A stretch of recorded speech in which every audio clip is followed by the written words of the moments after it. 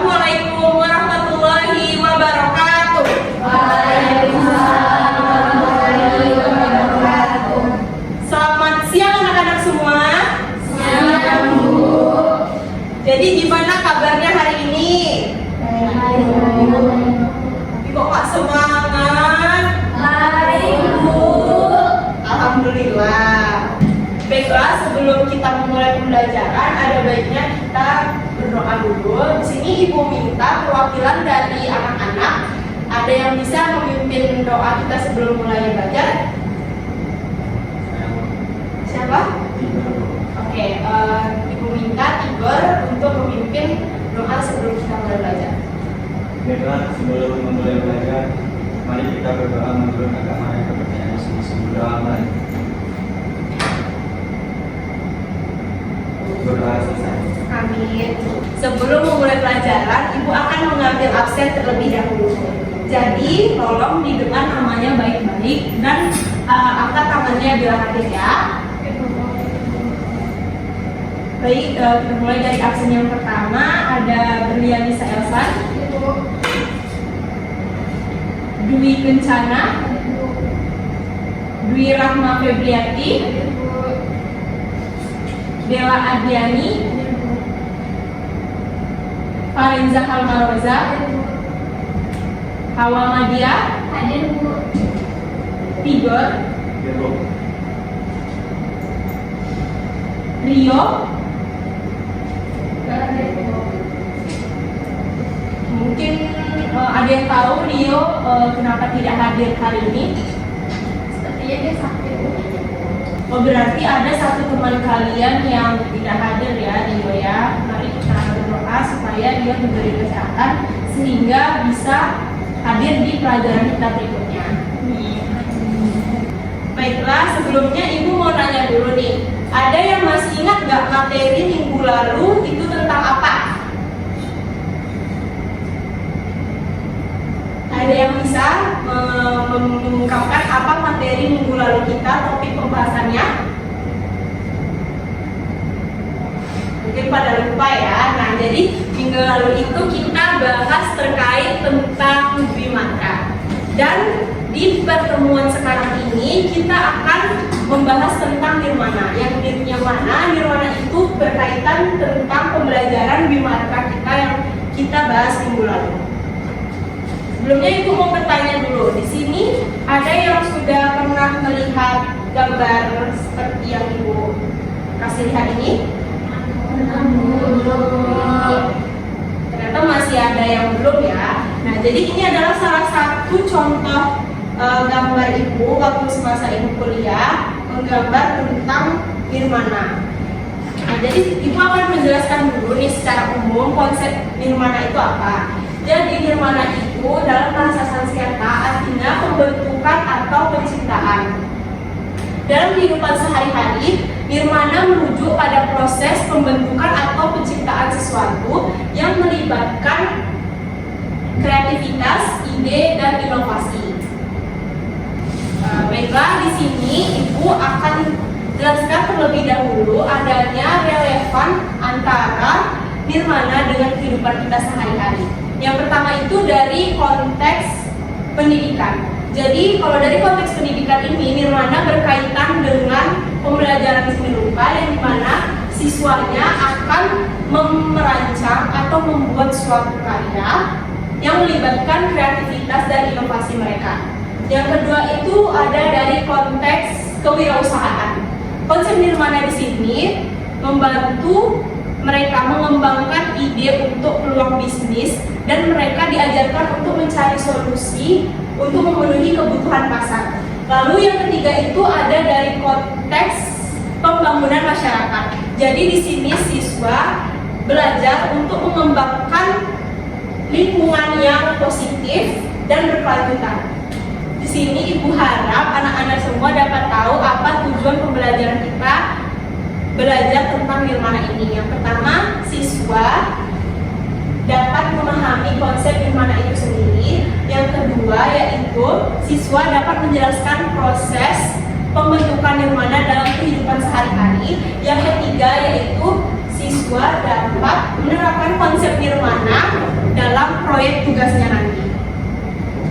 Nah, jadi tadi tujuan pembelajarannya sudah tahu ya, dan di sini Ibu akan menjelaskan beberapa sub materi pokok yang akan kita bahas pada siang ini. Yang pertama yaitu tentang apa itu konsep nirmana, yang kedua yaitu mengenai unsur dan prinsip nirmana, lalu yang ketiga tips menciptakan sebuah nirmana, dan yang terakhir yaitu kesimpulannya.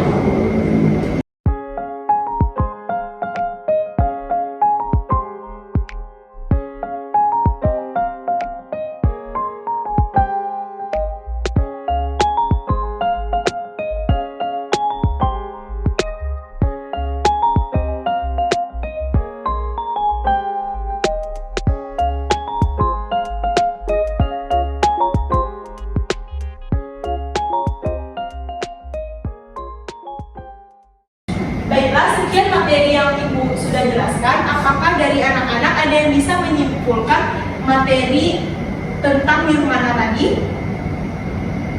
Ya, Farenza, boleh?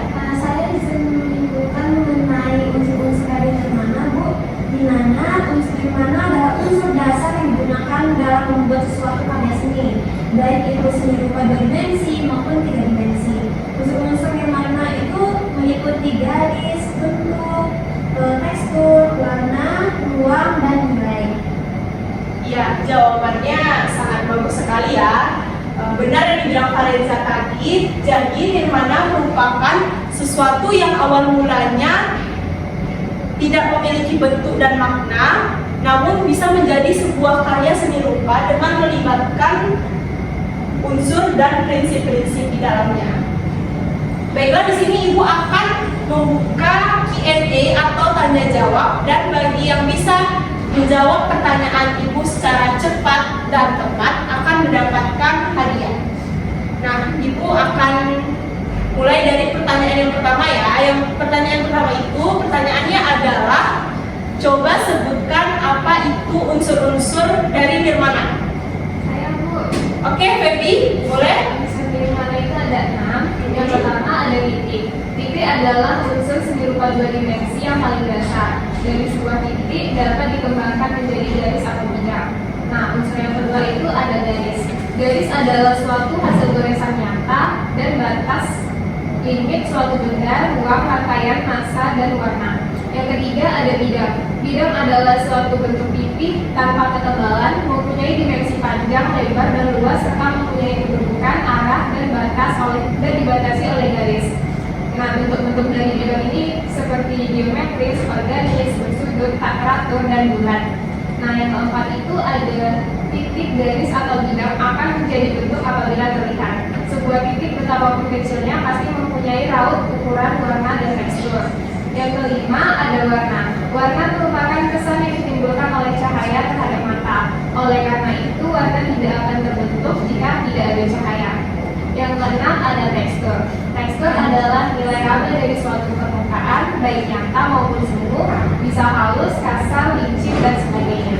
Sekian. Ya, oke. Ada yang ingin menambahkan jawaban dari Feby atau mengkoreksi, atau jawabannya sudah benar? Ya, benar sekali ya. Jadi Feby bisa mendapatkan hadiah. Makasih, Ibu. Sama-sama.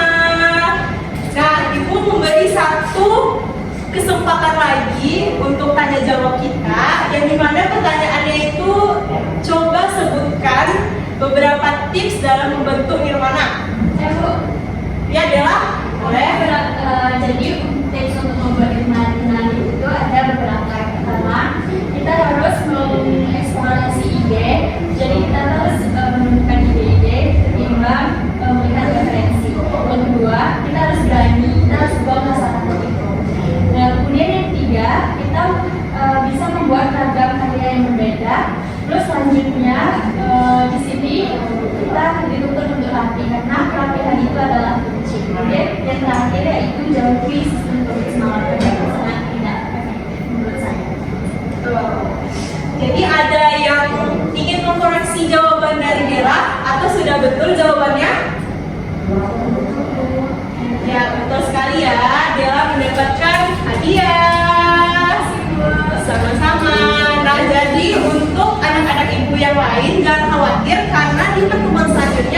Ibu juga akan memberikan sistem tanya jawab ini, dan bagi siswa yang bisa menjawabnya secara cepat dan tepat akan mendapatkan hadiah. Jadi dan khawatir masih ada waktu kesempatan di minggu mendatang. Oke? Nah, di sini Ibu akan memberikan tugas kepada anak-anak semua, yang dimana tugasnya itu siswa diminta untuk menciptakan sebuah karya seni rupa yang menggambarkan konsep nirmana dalam konteks kehidupan sehari-hari ataupun dengan tema yang kalian pilih sendiri. Jadi di sini Ibu memberi kebebasan untuk kalian memilih konsepnya yang mana dan diterapkan ke dalam sebuah karya seni.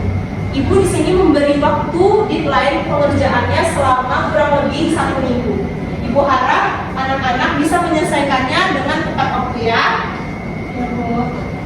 Baiklah, sekian pembelajaran kita hari ini. Mari kita sama-sama mengucapkan alhamdulillah. Alhamdulillahirabbil alamin. Semoga pertemuan hari ini dapat memberikan kesan yang baik dan bermanfaat bagi anak-anak semua. Ibu akhiri, wassalamualaikum warahmatullahi wabarakatuh. Waalaikumsalam warahmatullahi wabarakatuh.